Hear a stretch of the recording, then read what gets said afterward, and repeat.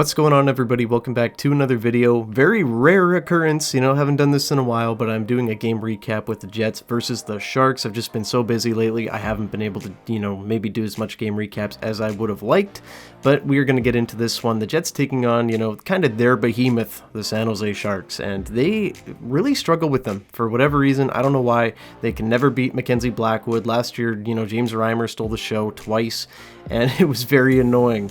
But in this one, the Jets have been on a heater. Can they finally take down the Sharks? To put this in perspective, San Jose has had a rough season. They're not a very good team. The last time that they won a hockey game was on December 12th. It is January 4th, and the last team that they beat was the Winnipeg Jets. So, you don't want to lose again to the Sharks. That would be kind of embarrassing. So, fingers crossed that doesn't happen here. So let's get on into the first period. The Jets came out firing. They looked really good in the first few minutes of the game, the first 10 to 15 maybe.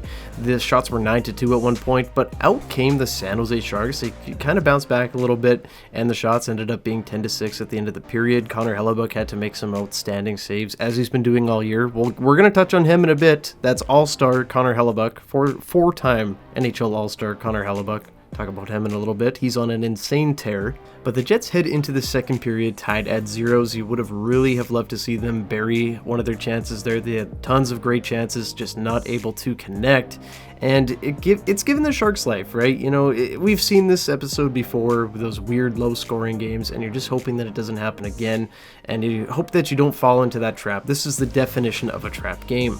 Now, in the second period, the Sharks came out firing, and midway through was actually Alexander Barabanov. I know that's not how you say it. I can never remember how to say that guy's name.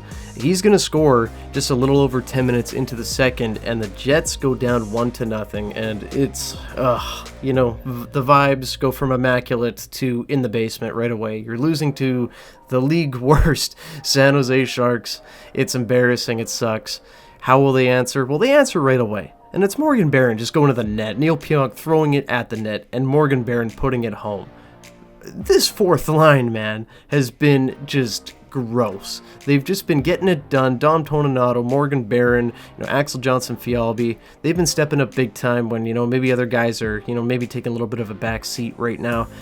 What a job by Morgan Barron. He scores his 8th of the season. This is a guy that's been on the fourth line for nearly, if not all of the entire season. 8 goals. Good for Morgan Barron, man. That guy's a player. After that, the Jets did kind of start to find a little bit more life, and they headed into the second period tied at 1. Now, going into the third, the Jets want to come out hot here. They can't, kind of sit back, let the Sharks get that go-ahead goal and just kind of, walk away with this victory that the Jets should definitely have, right? They didn't let them do that. They go on the power play, and it's a disgusting, gross feed from Nikolai Ehlers to Gabe Vilardi, just sitting at the side of the net, just plunks it home.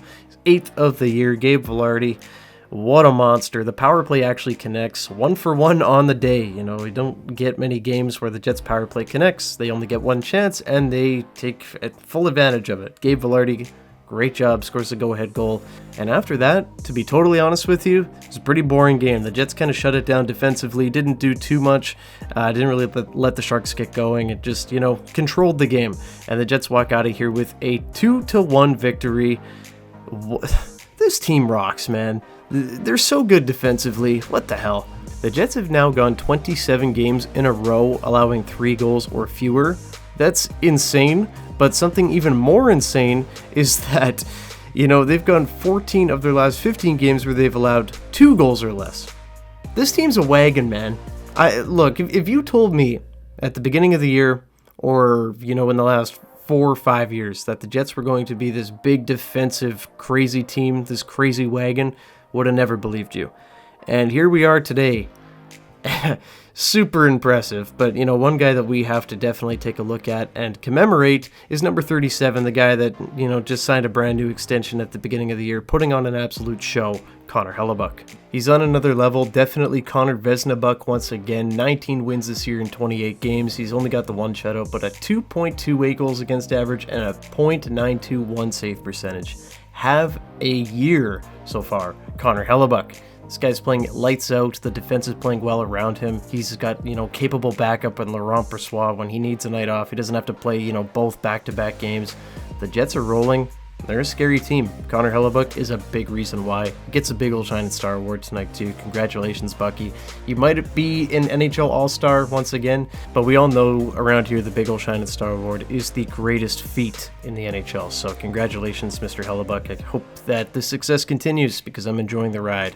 Speaking of success, let's take a look at the standings. Your Winnipeg Jets, the Winnipeg Jets, are 24-9-4 and currently third in the NHL in points. Yeah, I guess you can say tied for second here with Boston and only a point behind Colorado and New York.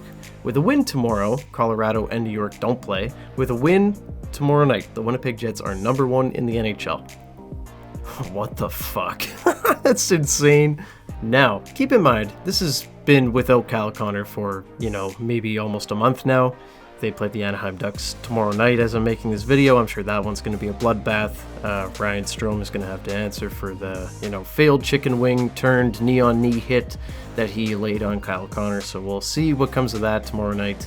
But I just want to win. I just want to be at the top of the NHL. I just want to brag about it a little bit. I want to, have some fun with that. The vibes are immaculate here in Winnipeg. This team is going crazy, and I haven't had this much fun as a fan in a very long time. But on that note, I am going to hop on out of here. Thank you guys so much for watching, and as always, leave a comment down below what you guys thought about the game, about Connor Hellebuck, about, anybody, whoever you want. Let's talk about it. Leave it down in the comments down below. I want to hear from you guys. We are now at 1,600 subscribers. That's absolutely unbelievable. So if you're new to the channel, welcome. Hope you enjoy, and I'm very excited for the new content that I have rolling in here for the new year, and I think you guys will really like it.